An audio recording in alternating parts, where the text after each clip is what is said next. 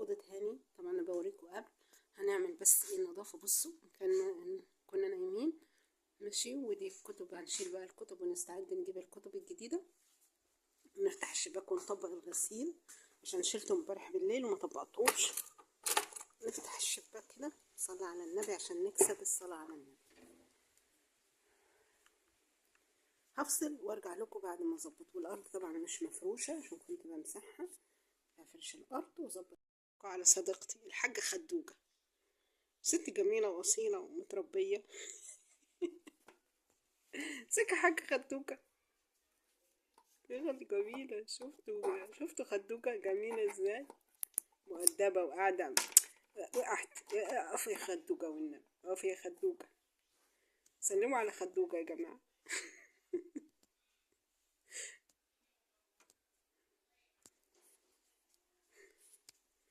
خلصت. شفتوا بالسرعة ازاي؟ يا ريت كل حاجة تخلص بسرعة كده. سرير الدكتور هاني يا رب يخليهولي يحفظه. والله يا رب، والله يا رب انا في نعمة الحمد لله، ديمها عليا فضل ونعمة. وسريري طبعا.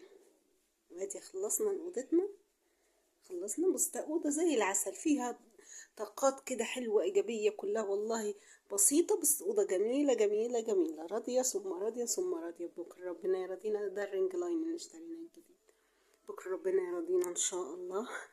اوريكم ايه الكنينة بتاعتنا من هنا. بس كده. ادي بقى اللي هو ده الكوم اللي انا بقول لكم عليه ده، لما الشجر بيوقع ورقه اهو وقع تاني اهو. بفضل اكنسهم لما يجمعوا شويه اقوم احرقهم.